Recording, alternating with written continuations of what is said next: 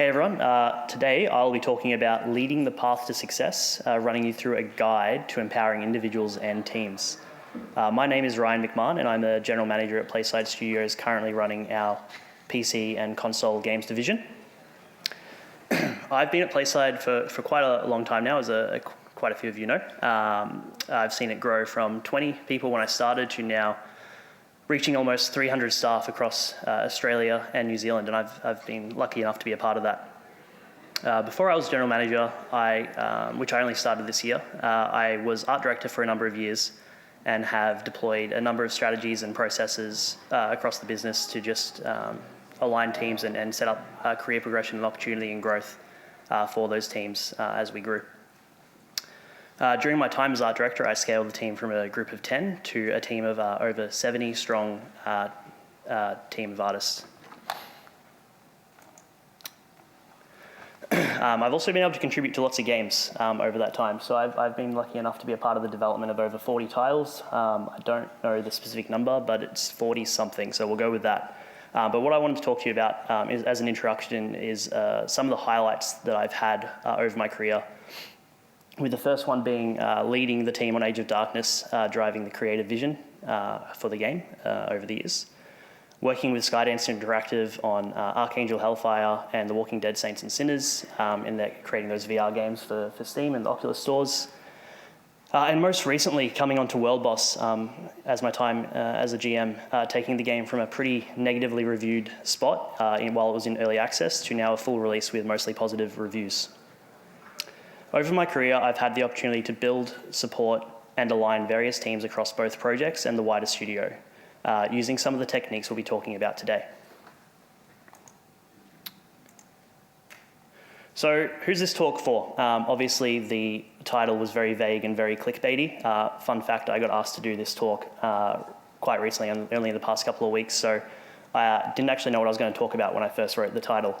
But obviously you got all of you in the room, which is fantastic. But well, if you're a manager of any team, like a small one, maybe a team of 10, or even a growing studio like where PlaySide was a couple of years ago, maybe you're around that like 60, 70 people mark and are looking to expand, or maybe even the 30 mark, and you're just trying to like set up some processes and best practices for the future of your studio. Or maybe you are an embedded team, a part of an embedded team in a larger organization. This talk is primarily for people who may be trying to scale those teams and build career pathways across a business or teams. But it can also provide value for individuals who want tools to improve their ability to self-assess. So while this is primarily for people who are running teams and are responsible for others' growth, the skills taught in this talk will provide individual value. At least I hope they will. So if they don't, let me know. Many large and established organizations will have similar frameworks to this already. So if you've come from like an EA or an Activision or whatever it may be, you probably have frameworks that we're going to run through today already set up. But one thing that's not really talked about is when you're going through that stage as a studio and growing and setting up more of these on your own, the resources to build these things aren't widely accessible, and you're often leaning on the experience of other members of the team that have come from those studios to build out those frameworks. But in this talk, we'll be highlighting what those are today. So we've broken it up into three key parts, taking shared learnings from multiple managers, leaders, and executives that have contributed to these processes at PlaySide over the years.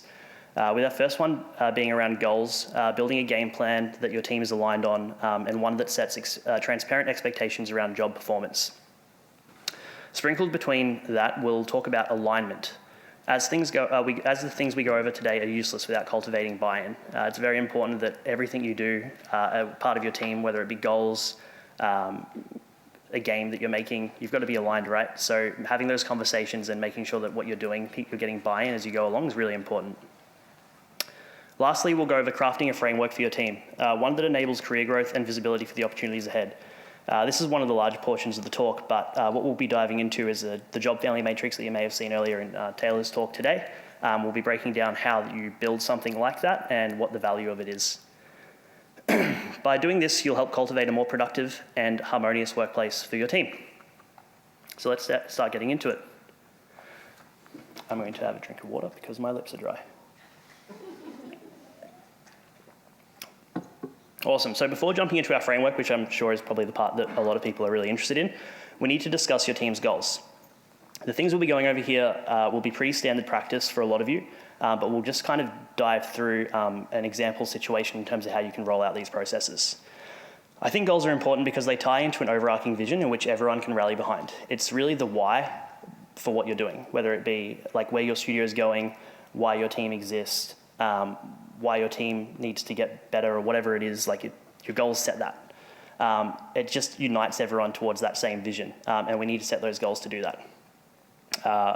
These goals should align to your greater studio or project vision and can help create actions to get there. So we can break this into 4 steps. Obviously, it's about the goals, which is step 2, but there's a few things that come from that. First, we need to analyze your situation. From there, we can start to set some goals that align with your vision. We can then start to craft some actions that you and your team will take to move forward towards your goals. One thing I think is often confused is people tend to mix up goals with actions. Actions are the things that you are actually doing to complete those goals. They are the measurable components, and they're concise in terms of what you're doing, and usually have a shorter time frame in which you complete them. A goal, for example, would be that I want to have the best team in the world. That's a goal, right? But I'm not going to get there overnight, and it's the actions that I take to get there. And then finally, taking the time to align your team around all these points, because you're not going to be able to do it without your team. So let's start with analysis. Before we determine your goals, we need to take a step back and understand where you've been up until this point. What's going well for you? What's maybe not going so well for you? It's really important you take the time to reflect on this and do it often. As you'll probably find in your workplaces, things are constantly changing. And you've got to take that time as a manager to step back and reflect on what's working and what's not, what opportunities there might be, what risks are there that you need to start mitigating. It's really important you take the time to do that. And that's what's going to, by doing that, you'll then be able to go into updating your goals, updating your actions frequently based on that analysis. A standard practice that I generally do for this, and I'm sure a lot of people do it, standard business practice would be a SWOT analysis, which we'll run through today. I'm assuming a lot of you know what that is already, but if you don't, a SWOT analysis is going over your strengths, weaknesses, opportunities, and threats. I've set up an example scenario that we're going to run through today of a team that wants to make a game in Unreal Engine. They have the technical experience to do so, but not really much else. Given my background in art, I actually thought it'd be fun to focus on going with more of a technical example, because if I lean into the art side, you're probably just going to think this is a situation that I went through, even though it may not have been. So we're going with a technical example that I've just kind of made up for us to go through. So we're going to break this out into our SWOT analysis. And with the SWOT analysis, I also like to look at the influences on the SWOT. So you can see above the strengths and weaknesses, we've got our internal influence, and above our opportunities and threats, we've got our external influence. So our internal influence are what we can directly influence on a day-to-day basis. So that's our strengths and weaknesses. And the external influence are the things that we don't necessarily always have control over, but we still need to be aware of them. But anything can change and really mess you over. Like a threat could be an engine changing their policy on you without you knowing, for example. Hopefully no one from Unity is in the room. So starting with our strengths, we can see this team has great Unreal Engine development experience, which we kind of touched on already. They're a very technical team. That's a strength of theirs. They know the engine. They know how to use it. It's built up of technical talent, very senior technical developers. The team is quick to learn and adapt to new technology. Being on the technical side, they're always learning new tools, learning new software, and adapting to what's coming out. And they've got a very strong creative vision of what they want to make. That's where they currently stand from a strength perspective. Moving on to the weaknesses, outside of their engineering technical team, the team lacks experience. They've got primarily junior devs on the designer and art front, no producer, no leadership, and as a symptom of that, their estimation and time management sucks, which is generally what happens when you have a team of devs that want to make cool shit. So that's kind of how you end up in that situation. And then from there, they start to look at, okay, well, this is where we're at. We know what we're good at. We know where we're maybe going to struggle a bit. What are our opportunities? So Unreal Engine development experience, Unreal Engine 5 advancements kind of goes hand in hand, right? Like Unreal Engine 5's got new updates coming out every couple of months with new technology that developers can take on and use in their games. With that also comes a lot of asset libraries. If they know that they've got the technical chops but don't necessarily have the content development team to go with it, there's asset libraries out there that they can utilize, and what's out there isn't necessarily in their control, but it's something they can look into. Skill expansion, so we've got things like conferences, sending your developers to conferences to expand their skill sets to things outside of maybe their existing wheelhouse, or online masterclasses or courses that you can invest in. That is an opportunity for you and your team. And lastly, we've put publishing, because this team is, a team of devs, engineers. They want to make a cool game. They know what they want to make. And publishing is an opportunity for them in terms of how they bring that to market, because they don't have the rest of the skills needed to do that. And then lastly, we have our threats. So, our threats we've got here are pretty simple. I think they're things that most teams tend to face these days. So we've got financial constraints.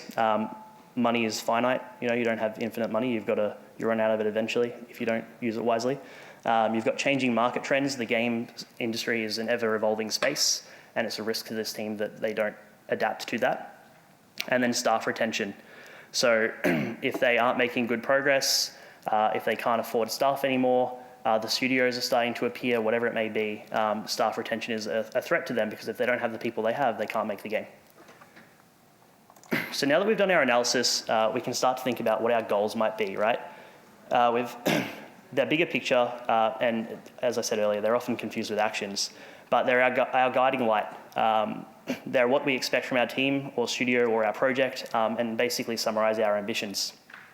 It's really important that we keep them simple and easy to understand. So following on from our example before, we're running with the same team here, and they've set some goals for themselves. So for our first goal, we want to utilize our strength that we first outlined, that we've got a technical team, they are fast learners, they're staying on top of trends, they want to use Unreal Engine. So our first goal is that we stay on top of and utilize emerging technologies. For our second goal, we are addressing one of our weaknesses. No team left behind. Our teams have the experience they need to deliver quality games. So being that we've got a very technical team and the other teams might not be up to the same level, this team set themselves the goal that they want to change that, and they want to make sure that all their teams are equal and are able to do what they need to do to do their jobs. For our third goal, our games have a comprehensive marketing and player engagement strategies. This is to address the threat of ever-changing market trends of the gaming industry by making sure that we understand where our market fit is for our game and what our approach is to engaging players. We're able to stay on top of the market trends and the changes that were there by identifying our player base early and connecting with them. And for our fourth goal, very straightforward, something that I think every team has, is our team delivers on time and to budget. This one addresses both a weakness and a threat, being that the team is not good at managing their time, and also that they need to manage their financial situation. As you can see, our goals are concise and easily understood. But the next steps are, how do we actually achieve them? These all sound great, but now you've got to do it. So we need to start thinking about our actions. What are the steps we're taking to achieve our goals, and are they concise and measurable? Both your analysis and goals should inform your actions. Obviously, you're not going to be able to encompass your whole analysis in all your goals, and that's fine. The goals are your ambitions. They're the key points you want to highlight, but you can definitely address a lot of your analysis still in the actions. It's really important to look at what opportunities you're taking and what risks are you mitigating. So I've summarized our goals at the top here really quickly, and then just put some actions below them so we can start going through them at a high level, but we're following the same narrative again as well, if you haven't picked up on that already. But first of all, with emerging technologies, the team's going to utilize Unreal Engine 5's mega scans for our asset pipeline. Boom, right there, we've addressed we're using our strength, and we're also taking an opportunity, which is the asset libraries and the updates that are coming from Unreal Engine 5. We also are going to have the team conduct monthly technology reviews to ensure we're using the best technology available. We've got a smart tech team, let's use them. Let's get them doing reviews to make sure that we're staying on top of the technology that's coming out and bringing it into our pipeline. No team left behind. We're allocating time and resources for team members to take relevant courses and workshops.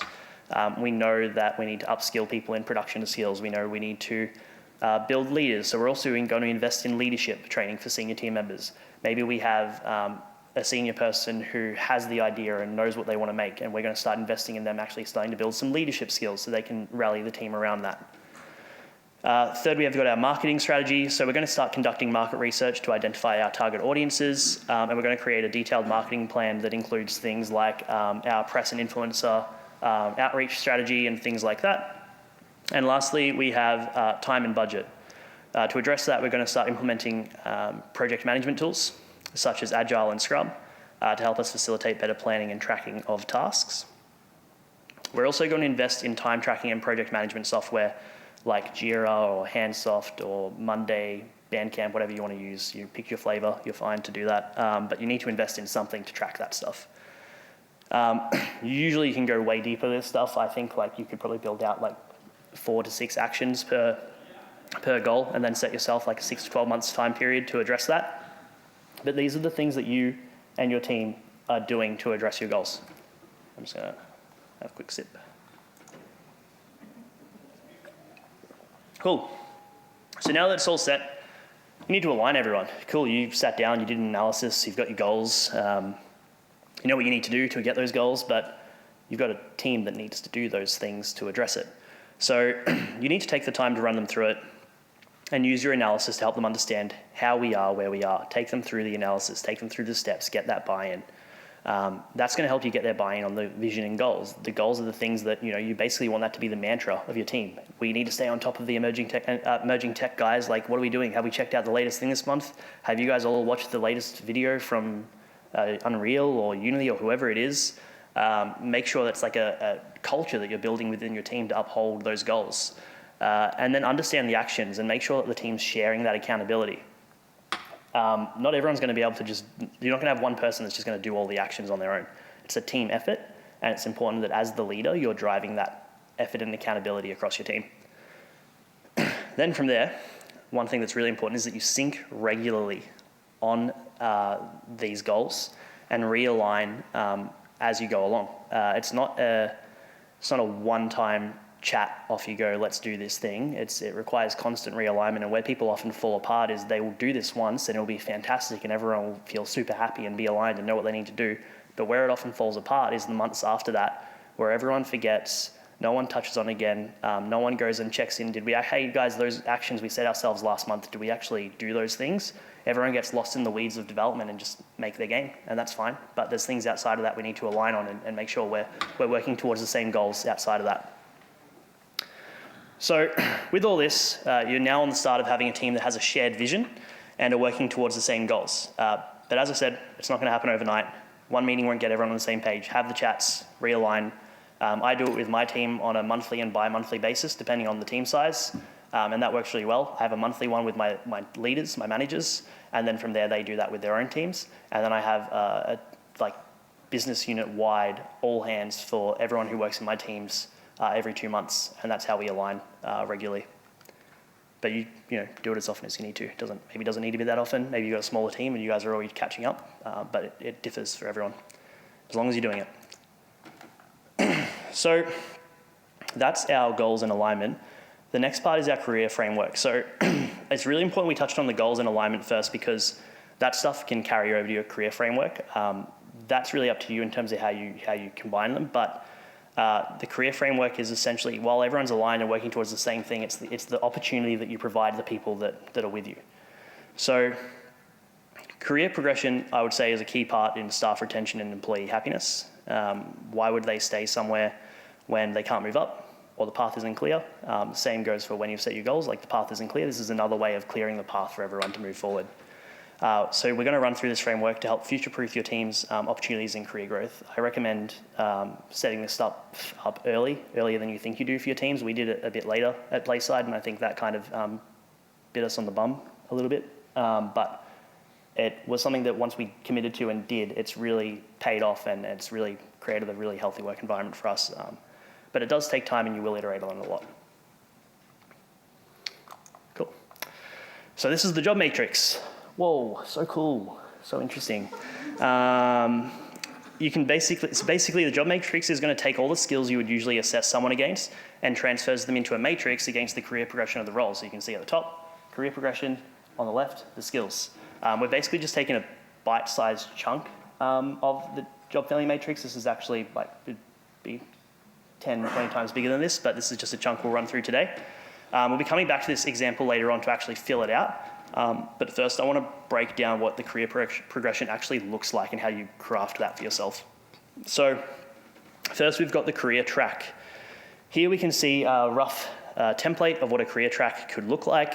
This is agnostic of discipline and could be taken and applied to all with maybe a few minor tweaks. So, I'm looking at it more from like a department level, whether it's like for art, design, engineering, you can apply it to all of them. The primary thing is the job track, which is the orange one at the top, which we'll break down first. So this is broken up into 3 rows. The top row being development, the middle row being management, and the final row being operations. Some studios will have way more tiers to it than this, but it generally falls within those 3 like tracks of development, management, operations, and then the steps within that will differ from studio to studio. This is a very basic one, kind of, I like to think so. It probably is a little bit stretched out, probably for more of a medium to large size studio, but that management and operations layer gets a lot bigger as you get bigger as well. As you can see, an entry-level position will be starting as an associate. Over time, would then be looking to move to an intermediate role, which we've then split up into intermediate 1 and 2. The reason why we've split that into 2 tiers is because as you tend to get a little bit bigger, you want to make sure you're providing frequent growth updates for your team members. And if we use this as an example, I would expect someone to move up one of these positions every 2 years. So you come in as an entry-level person, 2-year mark, they're intermediate 1, 2-year mark, they're intermediate 2, 2-year mark, they're senior 1. Now, if you just had junior, mid, senior, at 4 years I would be a senior, which doesn't really make sense. So that's why we kind of start to split it up. And it also helps when you're doing pay bands for your company. So if you want people moving through pay bands, it allows you to split that up a little bit more and be more specific with how you flesh that out. But it really depends on where you're at. It works for us. It doesn't necessarily work for everyone. If you're a smaller team, I would recommend just keeping it simple, like junior, mid, senior. But as you start to get bigger, you want to flesh that stuff out. Once we get to intermediate 2, we can see it starts to split. Do you want to continue down the development track, or are you interested in taking on a little bit of management? And that's where you can start to make that decision in your career and maybe talk with your manager about what you want to do and what the opportunities look like within the business. Continuing down from that, you obviously continue down as a senior 1, 2. And lastly, we've got that principal role. So I just wanted to talk about that really quick as well, because it can be different from studio to studio, but for me and for us and how I think we should kind of look at it is it's essentially your mega senior role, right? This is your developer that is a superstar, had every opportunity to become a manager, but they just want to do what they do and do it well. And this is your way of essentially rewarding them for committing to that and being one of the best in the industry at doing that thing. Similar to your lead and director roles, you should limit this. Like, it's not something that everyone should just get because they're senior enough for it. I think it's really important that it's only available when the position is available. You're reserving it essentially for the best of the best, and it's just another way of also retaining your very senior talent by highlighting their successes. If we follow the lead path, we see it starts as an associate level again. This is just to enable team members who maybe want to move upwards as an entry point into management rather than being thrown straight into the deep end of management. It's an entry point so you can also start to foster that career development internally. There's definitely a shortage in the country right now around like leadership roles, or just leadership people who can fill the leadership roles we need as we are growing as an industry. And by having that associate level lead position, it allows you to enable the growth of the people who are in your business that might want to take that pathway earlier on. Then from there, continuing down that, at the top of it, we have the director role. Generally, that'll move in from you go down like being a developer, then you become a manager, and then you start to look at things from less of a here's my project perspective and more of a studio-wide operations perspective. This title can differ again from studio to studio. Some massive game teams will have a director on just one project, and it's more of like the director of that project. At PlaySide, we use the director similar to more of like a head of role, like they're the head of that department for the studio, and they oversee the processes and pipelines for that team and strategies across the business, across all the projects, and enabling all the managers to make the best games.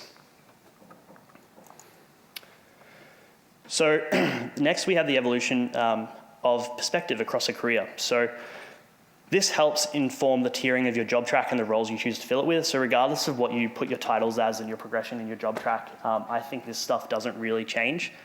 We can break this down into the what, how, and why, with the provider being the what, the tactical thinker being the how, and the strategic thinker being the why.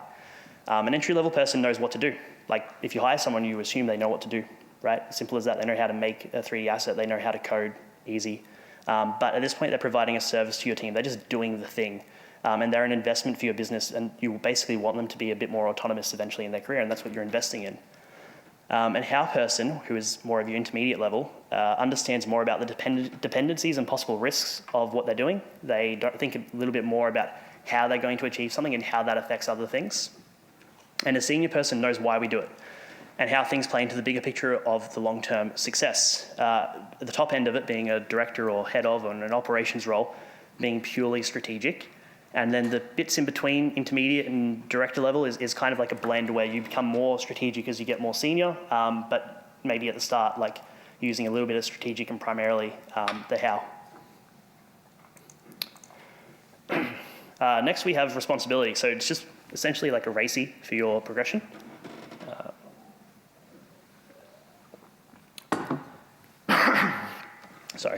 Starting off as learning, to then being informed of the decisions and the actions that are being made, then consulted on those decisions and actions, and then at a more senior level being responsible for the decisions and actions that are being made across the team or the studio at a wider level. And then lastly, we have accountable, which is usually saved for the big person on the top, right? That doesn't necessarily mean that all the other people are not accountable for anything, because in this example, we've just got the director as accountable. It's on that person to delegate the accountability out and share it out. But when stakeholders, board of directors, the CEO comes knocking about why things went wrong, ultimately it's going to fall on that top person. But it's then on them to delegate that out. And lastly, we have field of influence. So field of influence is essentially the effect and influence you have across the studio and what you should be concerning yourself with. At the top level, so actually we're going right to left this time just to throw you off because we've been going left to right. On the top level, we have the company. So your operations level, you're affecting the company, you're influencing the company, you're worrying about what everyone's doing across the company. At a senior level, you're now looking at things from the team. As a senior, you're mentoring more junior staff. As a lead, you're making sure that everyone's doing the right things. As an intermediate level, you're starting to concern yourself with your peers. You maybe see someone struggling, you give them feedback, maybe you ask for feedback, maybe you go and if you're an artist, you tap an engineer on the shoulder or a designer going and collaborating with the wider team. You're now concerning yourself with what people outside of yourself are doing. And then in an entry-level position, and I think this is the most important part here, is you're only worrying about yourself. It sounds selfish and everyone wants to obviously collaborate and worry about what others are doing. But often, I think a lot of entry-level people get distracted with what others are doing rather than what they could be doing better, and start comparing themselves to others quite a lot of the time. And it's really important that when we run people through this job family matrix, this job track, and what their potential progression looks like, that they understand as an entry-level position, they just need to be focusing on themselves at that time.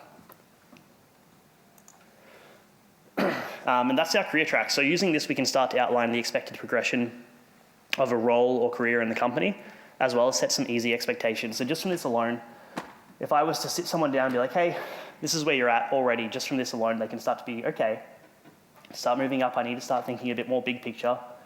I need to take on more responsibility. I need to start worrying a little bit more about what my team's doing and like collaborating more outside of myself. And they start to just build a bit more of a knowledge base around what they need to be doing to level up.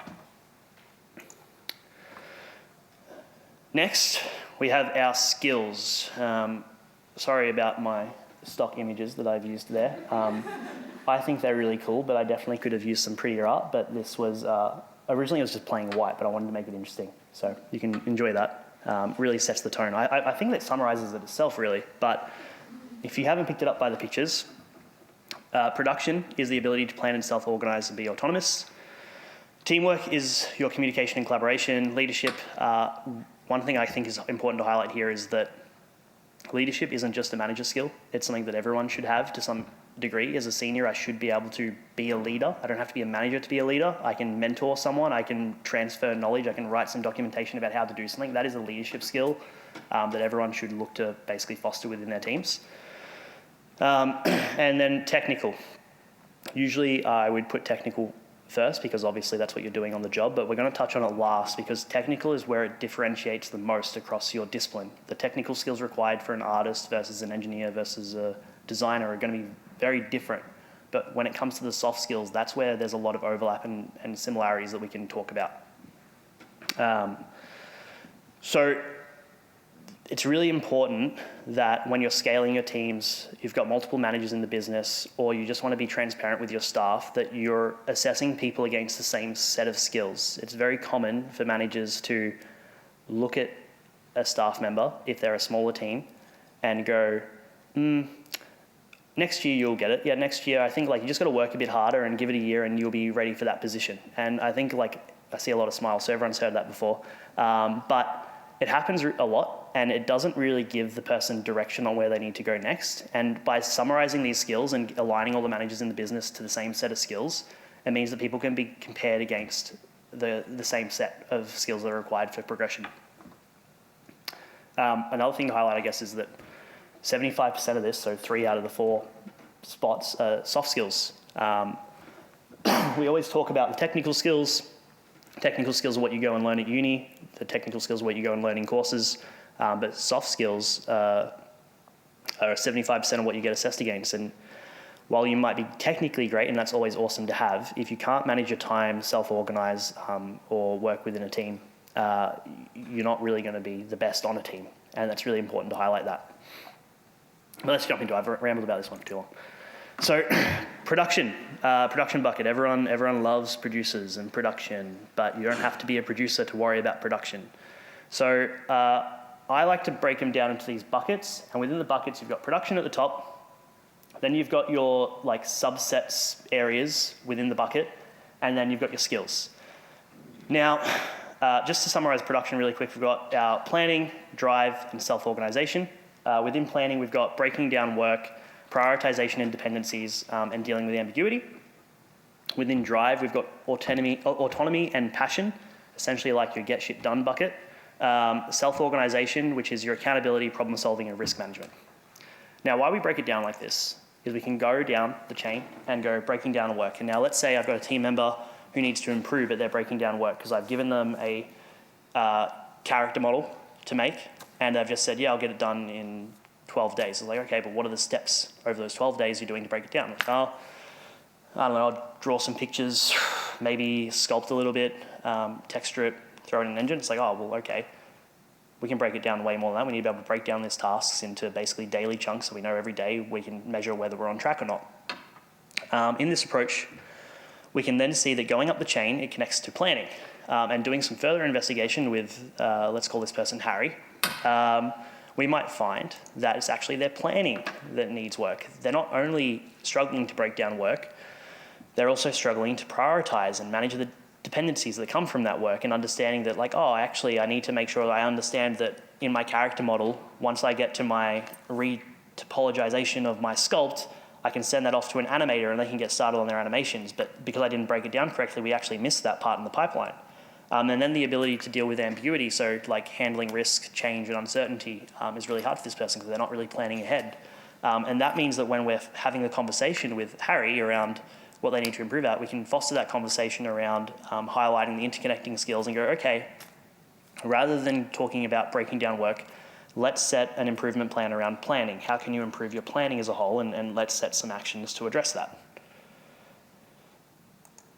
That same technique can be run through for all these subsets and all these skills. You basically go down the chain and work your way up, and it might be that production or teamwork as a whole is the thing that that person needs to improve.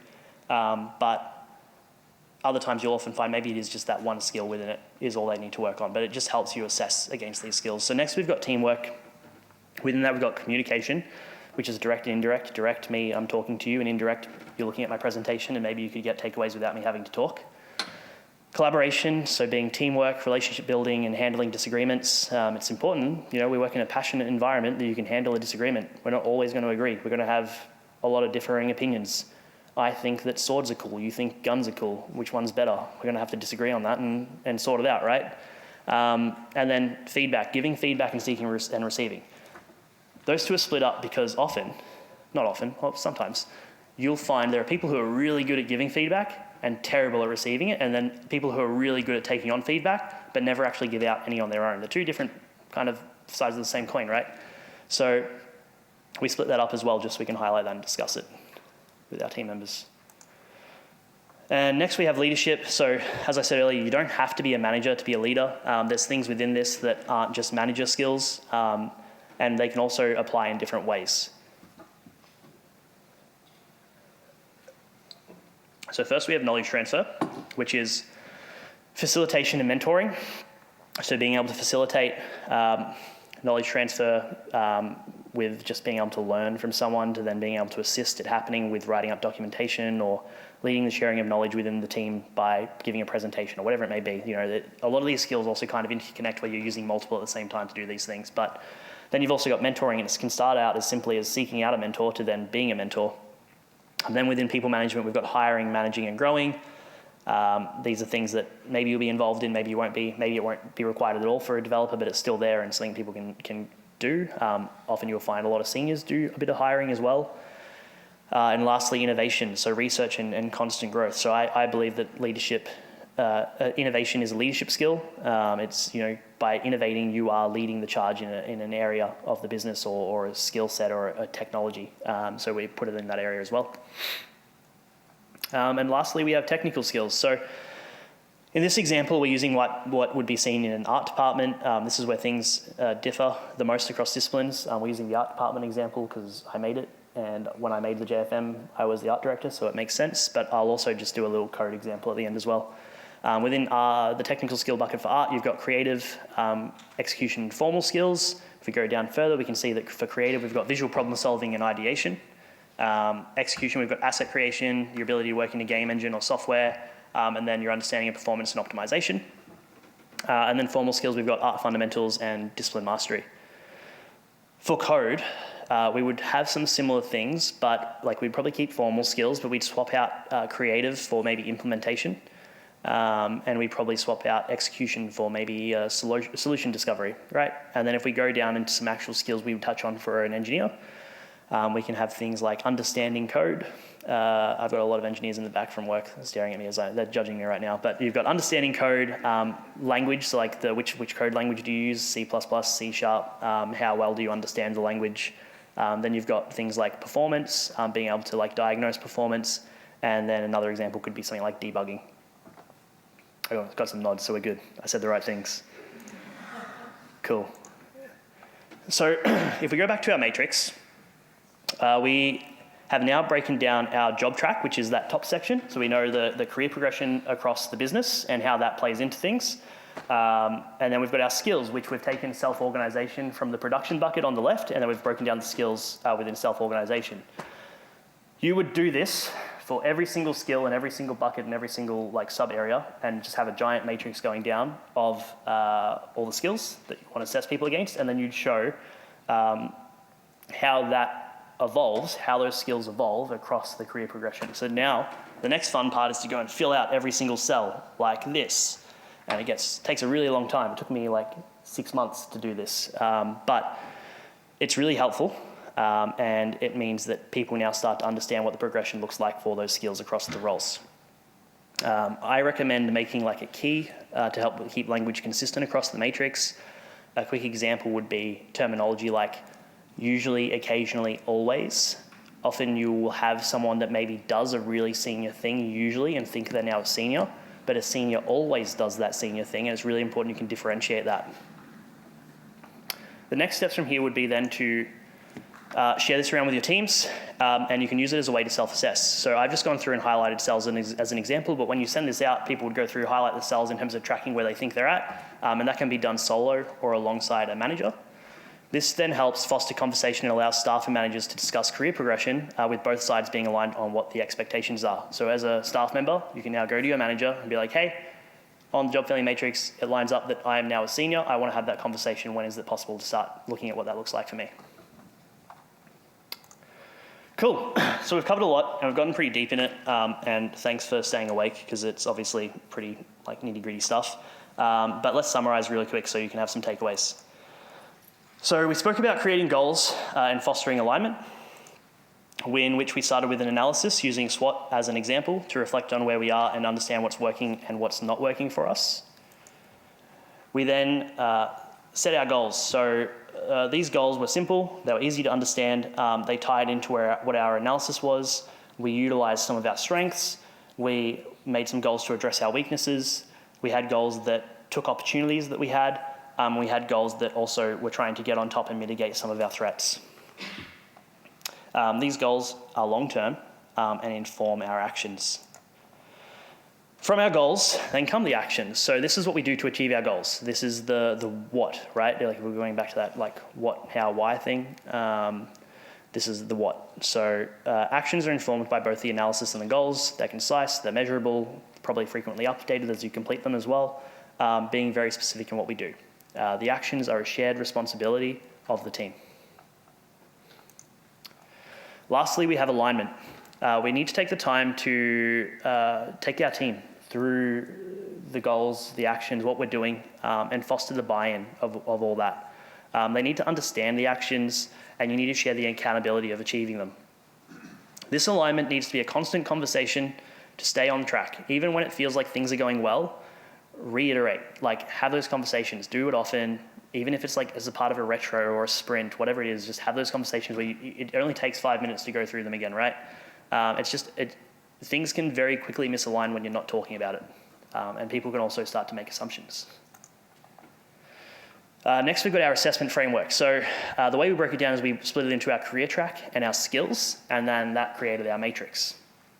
So within our career track, that's the job pathway of a developer. We dived into the growth and change of perspective, responsibility, and influence over a career. The titles and terminology you use in your career track is really up to you and what your studio needs. Then we have our skills. Skills can be broken up into technical, production, teamwork, and leadership. That's just how I do it. You might want to do it differently. That's fine. There's also other frameworks out there you can look at in terms of how people choose to break down skills, but this is what works best for us at the moment. It's also always being updated as well.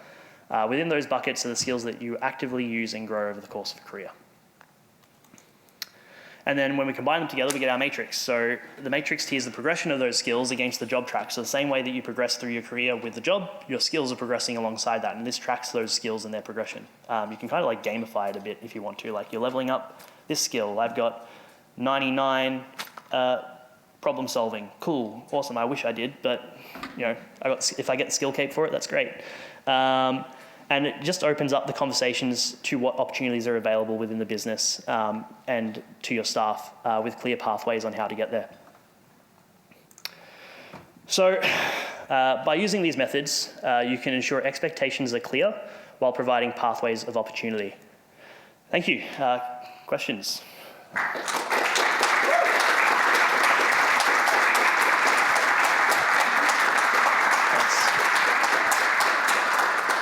We have 5 minutes. Yep.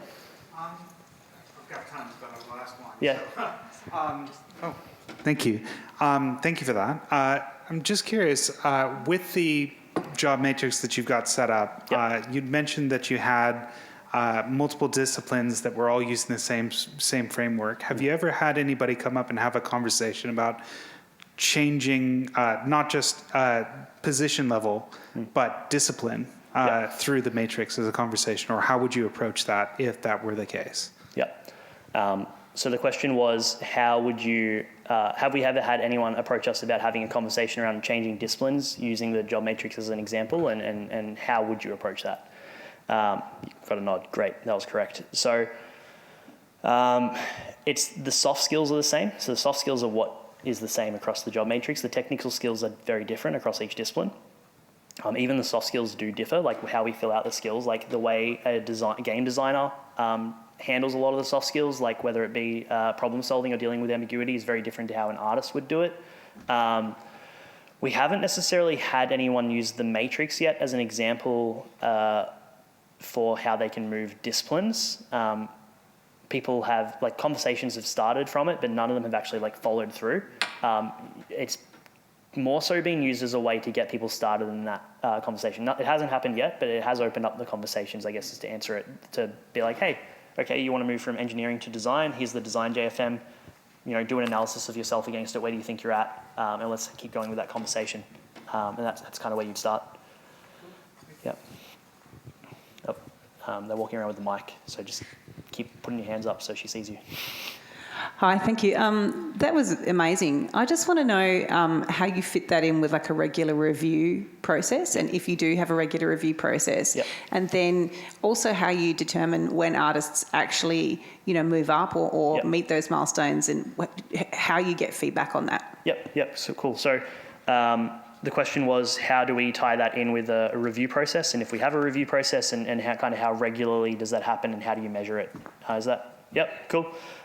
So we do a yearly review for salary, promotions, everything like that, and that's where the major, like a lot of them tend to happen. Outside of that, we have monthly one-on-ones with your lead, where usually you'll track your progress against goals. So alongside that yearly review, you get yearly goals based on your career progression. That monthly review with your lead, you see how you're tracking with your goals. They might get updated based on them being completed or needing to change to be more achievable, or maybe the situation's changed based on moving projects, whatever it may be. But you have that monthly sync to update it. And then from there, the conversation is always open with the lead and the staff member always reviewing themselves against the job failure matrix on almost a monthly basis. It opens up the conversation with that lead to then go and push for that staff member to maybe get promotions outside of that 1 year review if they've really proven themselves for it as well. Cool. How do you approach the conversation around new roles if a team member's scattered across the matrix, like some senior, some more intermediate skills, they're Yep. performing across a range of those functions? So how do we approach the conversation of a new role? Yeah, are So you aiming for a promotion, or? Yeah, is it like we're aiming for 80% across these and it looks like you're doing some better and you could improve in these areas, Yeah, or do so you have to be at a minimum? It'd be like you want to be majority all those things. We don't necessarily have like a full percentage. It'd probably be close to like 75-80%, but it's essentially where it averages it out plus a little bit more. So you want to be kind of standardized across an area, and then where the areas that are lacking. So for example, I could be a senior level at all my execution skills. I could be a mid-level at my visual problem solving as the technical example, and I could be junior level at my formal skills. The conversation would then be, hey, Ryan, you need to improve your formal skills, and we're going to set you some goals on how you can do that. And then once we start to see some progress, and then we can start talking about what that promotion looks like. Yep. Last question. Cool. Yeah, thanks so much for that. In terms of logistical and practical way of rolling this out, Yep. if you've just developed this for a studio that already has staff members and you're wanting to grow, how or have you had the experience where you've had people self-assess and you then find out that the lead and the individual are very much not aligned, and they think they're a lot more advanced and along their way than they are? How do you kind of manage those expectations and then set clear goals beyond that? So the question was, how do you handle the situations where the manager and staff member are misaligned on where they sit on the job failure matrix, and how do you basically solve that? Happens a lot. Not a lot, actually, but often enough for me to nod and go, yep, that's happened. It's honestly been really good, though, that it's happened. These conversations wouldn't have come to light without this, being able to highlight exactly where they think they are versus where the manager thinks they are. And it fosters the conversation where then the staff member can actually maybe prove the manager wrong, because maybe the manager hasn't had the oversight into what they're doing on a day-to-day basis, and they can come in and bring evidence as to why they are actually at the level that the manager has misplaced them on. And then the same way around, where maybe they think they're way further ahead than they are, and that means the manager has to go on the mission to bring them back down to earth a little bit, provide some examples, gather some evidence. That's okay. Bring them on the journey on why they might not be there. In most cases, people tend to then come around, understand, set some goals on how they can actually get to where they want to be. It's usually, in most cases, a very easy and transparent conversation. But the best part is it actually enables those conversations, because before, people would be walking away from these chats being like, how do I get better? What does get better mean? What's the pathway to do that? What are they expecting from me? Last week they told me to get better at this. I got better at it, but now I'm still not there. That transparency really opens up these conversations and dialogue. And it's just about how those people then communicate and work together to solve it. Yeah. Cool, that's it. Thanks again, everyone, for coming, and enjoy the rest of your games week.